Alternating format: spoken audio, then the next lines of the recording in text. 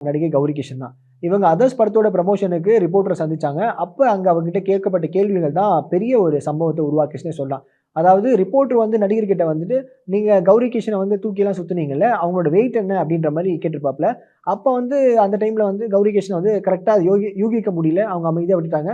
அடுத்த ஒரு சந்திப்புல வரும்போது, அத அப்படியே ஞாபகம் வச்சு, "நீங்க தானே இந்த ரிப்போர்ட்டரு, அந்த வெயிட் மட்டும் கேட்டீங்களே" அப்படின்ற மாரி கேட்டு, அத லாக் பண்ணி மறுபடியும் அவங்களுக்கு ஒரு பதில் குடுத்துருக்காங்க. என்ன சொன்னாங்கன்னா, "ஒரு நடிகர் என்ன தூக்கி சுத்துறனால, நீங்க அந்த கேள்விய கேட்கிறது ரொம்ப தப்பு. ஒரு நடிகையோட வெயிட் தெரிஞ்சு நீங்க என்ன பண்ண போறீங்க? உங்களோட வெயிட் என்ன? அண்ட் நான் அந்த படத்துல என்ன பண்ணியிருக்கேன்? என்ன நடிச்சிருக்கேன்? என்னோட பங்களிப்பு என்ன?" அப்படின்ற எந்த கேள்வியும் இல்லாம, படத்த சார்ந்து எந்த கேள்வியும் கேட்காம, என்னோட வெயிட் தெரிஞ்சுக்கிறதுல உங்களுக்கு ஏன் அவ்ளோ ஆர்வம்? அப்படின்ற மாரிலாம் பயங்கரமா கேள்வி எழுப்புனாங்க. அப்ப அங்க ஒரு ஆர்குமென்ட்ட உருவாச்சுன்னே சொல்லலாம். அண்ட் அத தாண்டி வந்து என்ன பண்ணாங்கன்னா, கௌரி கிஷன் வந்து ஒரு பிரஸ் ரிலீஸே விட்டாங்க. இந்த மாரி வந்து அவர் கேட்ட கேள்விகள்லாம் வந்து பயங்கரமா என்ன பாதிச்சது அப்படின்ற மாரி சொல்ல போம்போது, நெறைய நடிகைகளும் வந்து கௌரி கிஷன் அவங்களுக்காக வந்து ஆதரவு தெரிவிச்சுட்டாங்க. அண்ட் அந்த ரிப்போர்ட்டர் அவர்களுமே வந்து ஒரு மன்னிப்பு உரைய வந்து ஒரு வீடியோ மூலியமா தெரிவிச்சிருந்தாரு.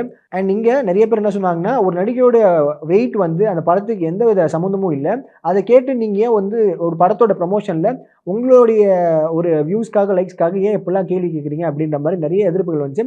அண்ட் ஒரு படத்த ப்ரமோட் பண்றதுக்காகவும் இப்படி ஒரு 4 பேர் இறங்கிறாங்களோ அப்படின்ற மாரியும் சில கேள்விகள் இருந்தது. அண்ட் உங்களுடைய கருத்து இந்த கான்ட்ரோவர்சி ரிகார்டிங் அப்படின்றத கமெண்ட் செக்ஷன்ல மறக்காம சொல்லுங்க.